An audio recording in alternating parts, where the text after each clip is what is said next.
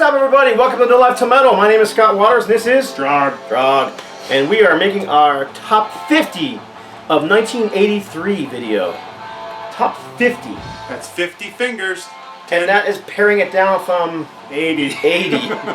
So him and I went back and forth online. Okay, what do you want? This album, until we got it down to 50. And we're going to do basically 40 in somewhat of an alphabetical order. We were both a little bit porky about this one. We got opinionated. Yeah, we did. And then we finally got it down to a top 10. And 40 we're going to do basically in alphabetical order, somewhat in alphabetical order. Yep. So we're going to start right now with our top 40. So what shirt are you wearing? Girl School. From Hit and Run, the redo? Yeah, this is from their most recent tour. Awesome. Friend picked this up for me in Canada. I haven't heard that yet. I gotta check that out. Yeah, I haven't heard I that. got Crawl Negretto artwork. Crawl. Going out to Eric Crow and the boys. Yeah, it is. David Paul Seymour drew this. Almost looks like a plus head drawing. It kind of does. You're right. He has a similar style. Very cool. He also did the the cover for Stars That Move. Right Same on. guy. That's a great cover. Yeah, he's really good. Anyway. All right, so we're going to start with Z. Zebra. Yes, excellent album. Melodic, hard rock, progressive, somewhat. I heard it described as post-Zeppelin head music once. Yeah, and these guys basically were a Led Zeppelin cover band at one point. And they loved Zeppelin. You can tell. You can hear it, but I mean, Tell Me What You Want, huge song. Oh yeah, and the biggest Who's behind the door. That probably was their the biggest song. hit and a Yep. great song. There's really all of these songs. When You Get There, Take Your Fingers From My Hair, as I said before, great stuff. Really Yep. fresh for the time too. And I know that Dream Theater recently did a cover of a Zebra song too, which just tells you how progressive they actually were for the time. Yeah, a couple of years ago, I just saw Randy Jackson touring with an orchestra, and they were doing a bunch of Zeppelin songs. I can't remember what the name of the tour was, but it's pretty cool. I think if I were to pick a stinker off here, it'd probably be the La La song. It's okay. Yeah, but Slow Down's a little bit. Yeah, it's a okay. Beatles cover, but it's a little just goofy. Yeah, so is La La song. I mean. Yeah, a little bit. But anyhow, this is another trio or a power trio. So great record. I worked security for their. I was going to SUNY Cortland at the time in upstate New York, and me and my buddy Don DePanier, we worked security for the show when they came to play. They opened up for. It was Patti Smythe. Wow. And and Johnny, Southside Johnny and the Asbury Jukes. It was a weird, it was a weird combination. show. But Zebra was great. They were great, and I think that was, wow, that would have been No Telling Lies or a 3.5 tour. I can't remember. It was like '87, something like that. All right, next, Y&T, MEANSTREAK. California Boys. Yeah, part of their trilogy of just killer albums. And they got the Wicked Snake on the cover. Yeah, as was popular for the time, the metal robot theme. So we got the snake, MEANSTREAK, spitting out his green antifreeze venom stuff. Kind of reminds me of Screaming for Vengeance or. Yeah, same time frame. Yep. Great album. Y&T just rocked hard in the Bay Area. This is before Metallica came and changed the whole game. These guys were like top of the heap at that point for me. I loved these guys. Great cuts on here. The title track is so memorable. Straight Through the Heart, Lonely Side of Town. Midnight in Tokyo is kind of a ballad feel to it, but it's got a real depth to it that I really like. I just saw him this year. It's not a cheesy ballad though. It's not like No, not cheesy at all. It's got kind of a cool hook to it. And I just saw him this year, and they played both of those. They played the title cut and Midnight in Tokyo, and it's just great to hear him. I mean, Dave Menichetti's the only guy left in the band from the original guys. We recently lost Phil Kennemore a few years ago. Leonard Hayes is still around. I don't know what he's doing. Joey Alves, no clue what happened to that guy. But together, they were a great band. They really did kick ass. They were one of those bands that were climbing. Everybody thought they were going to get huge, and they just didn't. Hair metal came along. They changed their approach, and I think it was a big mistake for them. Yeah, totally. For so many bands, it was really. Next up, this is some straightforward heavy metal from Wild Dogs. Yeah. Wild Dogs. Wild Dogs eat the city. I made a little note on here to say this is working man's metal. It's just metal. There's nothing else. There's no other way to describe it other than metal. You think they sound like Journey? No, I don't think they sound like Journey at all. But it reminded me, I put a note in there to remind me that Dean Castronova, who was the drummer on this album, ended up becoming the drummer for Journey. Oh, and he just got arrested recently for something creepy. I don't know if it was like stalking or something. But anyway. He also played for Cacophony. The Marty Friedman, Jason Becker project? And he must have played it with Ozzy for a short period of time. He did. And he played for GZR. Oh, no kidding. Geezer Butler's band. So, there you go. Awesome. Like I said, though, this is just straightforward heavy metal, kind of, would align with bands like The Rods, or maybe Canada's Sword, that kind of thing. They got the Priest look going, for sure. Oh, yeah, they definitely got the Priest look going. It was all about the metal thing, Yeah. And I don't think it's their best album, but it's a solid album from them. Definitely deserving to be in the top 50. What is it on, Shrapnel? This is on Shrapnel. It is Shrapnel, okay. Yep, Shrapnel Records. I don't hear much about that. Born to Rock, The Evil in Me, Take Another Prisoner, Two Wrongs. Two wrongs don't make a right, but three lefts do. Great guitar work on here too. Obviously, if it was on Shrapnel, that was the whole thing, all the shredding. Yeah. So, Wild Dogs. Excellent. All right, brings us to a band I love a lot, Witchfinder General, Friends of Hell, the second part 2 in their Bare Boobs on the Cover series. Same woman, right? Opens, yeah. Joanne Latham, Penthouse Pet from like 79 or something. Yes, I was deeply in love with this woman. But I digress. It's a very similar approach from the first album. Not quite as strong songwriting on this one as on the first one, but music is it's kind of a very upbeat song for them. It's something you kind of can't help but like it. It's a fun song. It's cool to listen to. But they got Love on Smack, Friends of Hell. They have the doomy and the dark stuff in here too. I Lost You is a great ballad. Quietus Reprise is another great track. It's funny how they were part of like that movement, that new wave of British heavy movement. Yep. But they always call it new wave of British heavy metal, but the sound was so diverse. Yeah, you had your bands like Raven. Yep. And then you had Venom. Yep. And you had Def Leppard. I mean, amazing. None of these bands sounded the same. Right. These guys are definitely in the Sabbath camp as far as sound. Very doomy. Yep. Yeah, and I mean Z Parks definitely had kind of an Aussie, that nasally kind of voice going on. Love these guys. Great stuff. Strong metal from the new wave of British heavy movement. Yep. All right, what do we got next? Oh, this is a classic. This one almost didn't make the cut. Almost. Only because we overlooked it for a minute. This is Thin Lizzy Live? Live Life? Well, I don't know. I always called it Life Live. That's what I called it. On the side it just says Thin Lizzy Life. Live double album. But it's both. I think Life is technically the name, but Yeah. What a great collection, a fitting end to the Thin Lizzy saga. It was the last hurrah for them. Yep. They had every guitar player that ever played with them was joined them at least, if not this show. What was it? Just one night that they did this? On the back here we got Eric Bell, we got Brian Robertson, yep. We got Gary Moore, John Sykes, and where's Scott Gorham? There he is. Scott Gorham. So Snowy White's the only one that's missing from this picture, but I do believe he played on Renegade on a different show. So I can't think of any other guitar players other than like Midge who filled in. He never was really on an album. And then I think there was another guy. I can't remember him, but didn't Lemmy come in and play too? Lemmy? Yes, he did. I'm pretty sure he played on one of the final shows. Lemmy came on stage and played with them. Oh, that'd be cool. I don't think it was on this one, but I do have a few bootlegs from this era. And Lemmy played with. Wow, that's cool. I didn't know that. So there you go. There's Darren. Great album. Classic. Darren Wharton. Yeah. Eric Bell, Scott Gorham. Probably the highlight on this is the version of the rocker that they do, because that's got everybody. Everyone except Snowy. Every guitar player in Lizzy was up there except Snowy White, and just wow. Awesome. I think if there's anything I could say negative about this record here would be that I wish they would have kind of just left it more live and not jacked with it so much in the studio. Yeah. But other than that, it's a classic. I can remember there's a rap on there that Phil does before they do Got to Give It Up. He's saying, "It has been brought to our attention that there are people in the audience who have been drinking alcohol. It has also been brought to our attention that there are those of you who have engaged in sex."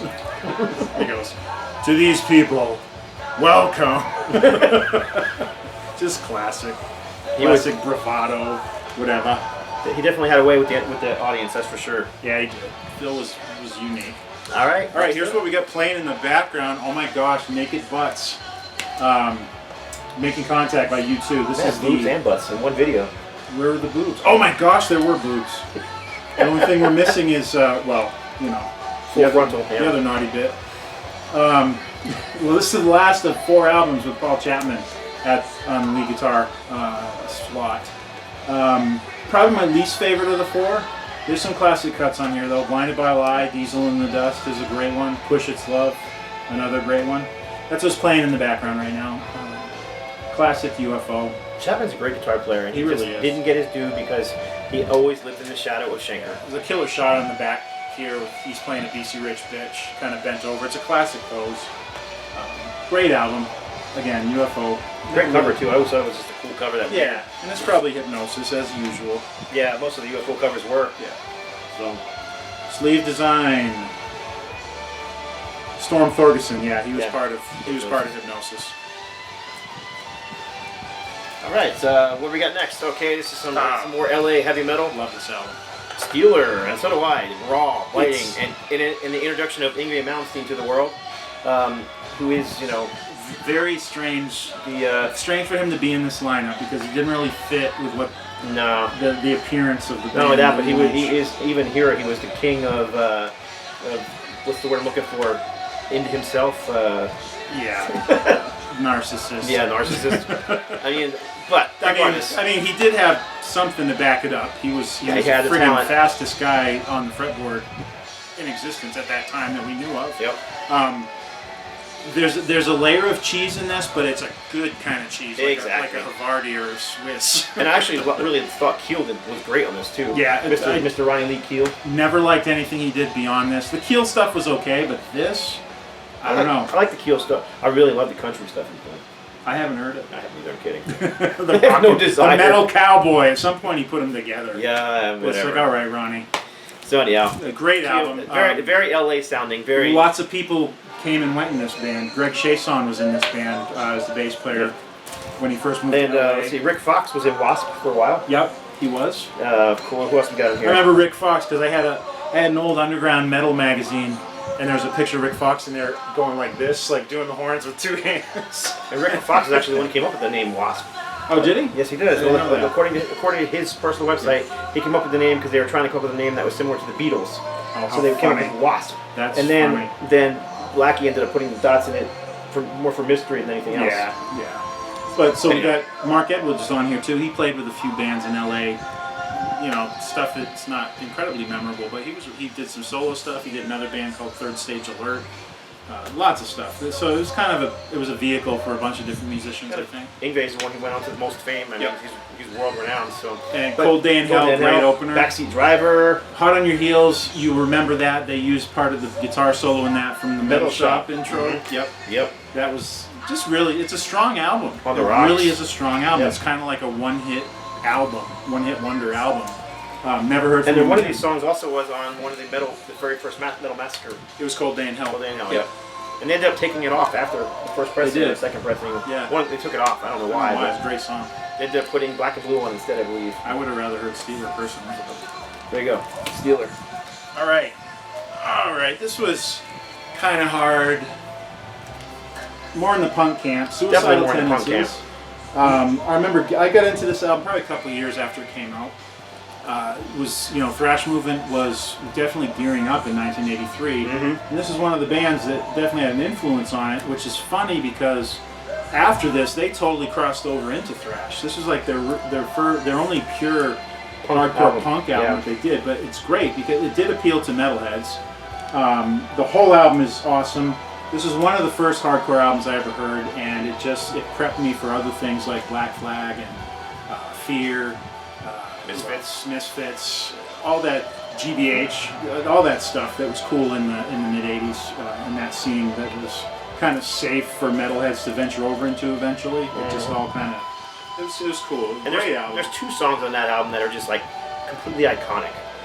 Oh yeah, Institutionalized for sure. I want a Pepsi. All I wanted was a Pepsi, and she wouldn't give it to me. Yeah, there are people who don't even know this album that think that's a funny joke, and they don't even know where it came from.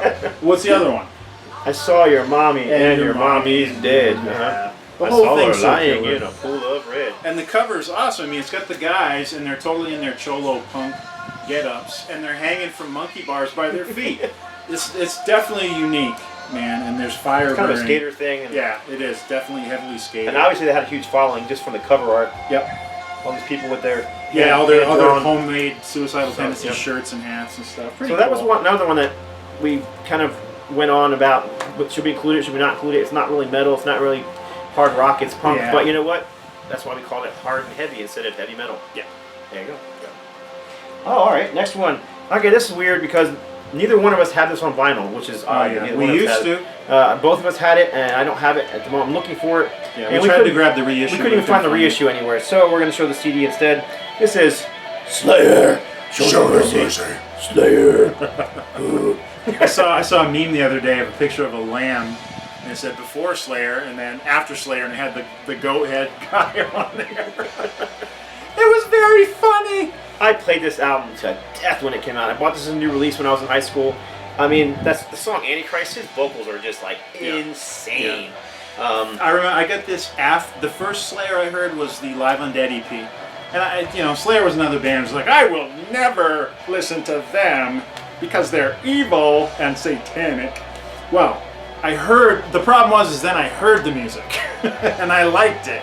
So I think, what was it? Black Magic was one of the tunes I really dug off of that, and Die by the Sword was another one that was on there. Show No Mercy, Chemical Warfare. Well, there's extra songs on the CD that weren't on there. So those tunes were on the live one, so then I checked out the studio ones. I still prefer the live versions on that Live Undead, because that's the first Slayer I heard. Yeah. See, I bought this as a new release, so I just love this. I played the song Antichrist over and over and over again, much to my parents' dismay.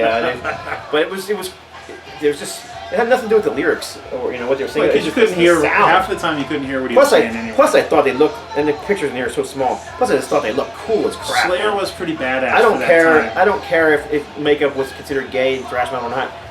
That was cool makeup. Yeah, and I mean, Kerry King had like the spiked bracelet to the nth degree. He had friggin' spikes, like these 4-inch big spikes for building. Coming out of a leather band, and it's like, how do you not impale yourself or scratch the hell out of your guitar? But it looked so friggin' cool. Yeah, exactly. And we recently lost Jeff Hanneman. We did. So, yep. So anyhow, we had to include Slayer, even if we didn't have it on vinyl. It's a seminal release for '83. Yep.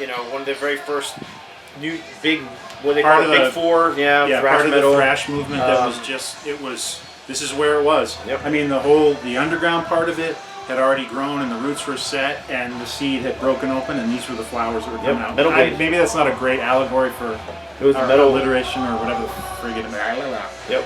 You know what I'm trying to say? That's exactly what I'm trying to say. It's the flower of thrash. The flower. And it's it's like a Venus flytrap and it There eats you you. go. Yeah, good save, Trog. Alright, this is a killer album. Yes, it is. Sabotage, Sirens in '83. Oh my goodness, I remember hearing this song. Didn't get into this till much later, but I remember in '85 when Ride the Lightning came out, and I was just completely absorbed in that album. I mean, nothing else sounded like it at the time. And I asked a friend who was a bigger metalhead than me, I was like, what else sounds like this Ride the Lightning? And the only thing he could even come close was this Sabotage album. And, true or not, Sabotage had a good sound, not quite a Metallica sound, but No, still. but the same intensity. This is some of the best traditional metal of the period that still stands up today. I mean, Chris Oliver's riffs and John Oliver's voice. This original lineup of Sabotage was the classic one, and I loved them all the way up It did through. come out in '83, but I'm pretty sure it came out in '83. It better be. Yeah, it did. That's '83. But it wasn't. It was only released independently in '83. Right, It wasn't on until Par Records. '85 when it came out on was it Combat Metal Blade, whatever it was that it came out. That's when I first heard it too. Was '85. Right. And they altered the cover by then for whatever reason. And I heard that. I mean, cool friggin' cover. I think it was both because that doesn't look very metal. It's very mellow, And I love that cover too. I still prefer I can it. understand why they changed it because this was more looking. This is Yeah. more like the '80s look. But, we went from, you can see it in the little blue thing, you've got a face of a siren in there, you can't quite see it, and the shit. But we go to a bunch of children wielding knives and daggers. And if you look closely, They have little. They have four of the children are. It's the guys in the band. Like this. That's John Oliver right there. That's probably the bass player or the drummer. All four of the guys are represented as children on the cover of this album, and it's funny as hell. I remember the song I heard first was the title track. Sirens, Sirens, yep. First one I heard. Holocaust is a great one. Holocaust is wicked. I Believe, Rage, On the Run, Twisted Little Sister. There's great. really I got Sirens stuck in my head. Whole thing's great. What? And I got the chorus of Sirens stuck in my head. I want to hear this. Sirens. I'm gonna go put this one on instead of the UFO. Yeah, I'm gonna change it. Okay. Go ahead and grab your next one. It's going to be the next one up. This is the new wave of British heavy metal band, SAXON. We have 2 copies here.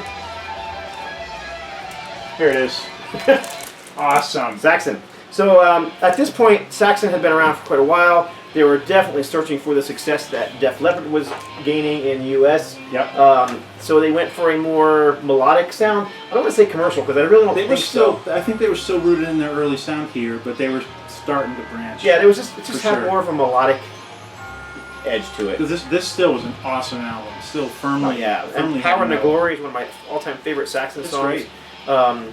It's not a bad song on here. There's a difference between these 2 pressings. Canada and U.S. And here, there's different songs. Mm-hmm. One different song. Susie Hold On, they redid it on this one. It was track 3, and instead of that one, there's the song Warriors. Warriors, yeah. But, hold on, we're still not done. Warriors also on this one. So that's not even the one. Is that the difference? Yeah, Midas Touch was the one. Yeah, Midas Touch was the one. Midas Touch on that, Susie Hold On this, which I'm not sure what that was all about. Must have had some kind of marketing. Hey, whatever. Whatever. Title track, killer. Yep, title track is brilliant. It's one of my favorite songs by them, like I said. So when I first heard This Town Rocks, I kind of thought it was cheesy, but then it grew on me. Now I love it. I kind of like that song, even though it's obviously an anthem. Yeah. It's kind of got that machine gun riffing and the double bass kind of stuff going on. And yeah, it's a solid album. If you like the original Saxon, this is not going to disappoint. Yep, agreed. But it's definitely leading to what came next, which they've started getting a little more melodic. A little more melodic, a little more commercial. Yeah. But still, great album from them. Eagle Has Landed, which is one here, 7-minute track. Named after their live album, apparently. Of course. Whatever. Yeah. Watching the Skies about Alien, the ever popular Alien stuff. Yep. This is the classic lineup too. Still got Biff, Graham Oliver, Paul Quinn, Steve Dawson, Nigel Glocker. Yep. So this is still the classic. Still classic Saxon. So. All right, more American heavy metal here. Hard rock, New York flavor, Riot. Riot. Last album with Rhett Forrester at the mic. Strong album. Album cover's a little goofy. Looks like a cut and paste at Kinko's. But strong tracks on here, really. I mean, if you liked Restless Breed, this is a great follow-up. It really is. Even Born in America was the title track. It was the one that hooked me, really. There's some really cool songs in here. You Burning Me and Wings of Fire are awesome. Running from the Law is another great one. Devil Woman is a Cliff Richard cover, which awesome. Heavy Metal Machine, which Ultimatum did a cover of on their. We actually never did the cover. Wait a minute. We were supposed to do a cover of it. That's right. We started working on it, just never happened. That would have been awesome. That would have been awesome. And Vigilante Killer, another great one. And we lost solid. We lost 2 people from this that were on this album. We lost Mark Forrester. Mark Reale he did go. And Rhett Forrester has some solo material out too. That's actually not too bad. No, some of it's some of it's not bad at all. Awesome. That's probably the best cover in the batch. I don't know. I didn't mind Fire Down Under. And Next up, some American heavy metal, hard rock, whatever you want to call it. This is the power trio. Back in the day, I can remember people calling these guys the American Motorhead. I don't think they sound like Motorhead. Much more melodic than Motorhead ever was. Don't have that growling bass like Motorhead have. That was Motorhead's signature sound, was that Rickenbosted bass, you know. This was just more straightforward heavy metal. Of course, you have Ronnie James Dio's cousin right here, and David Rock Feinstein, who also was an elf with Ronnie James. And this is also Carl Kennedy, right? Carl Kennedy, who went on to do numerous things. He was a big, huge producer. Produced the first Anthrax record, which was Thrasher Project. Yep. Yeah, great record. I don't know that anybody would call this their best album. This was their third. This is a live one? No, this is their in the Raw's Raw album.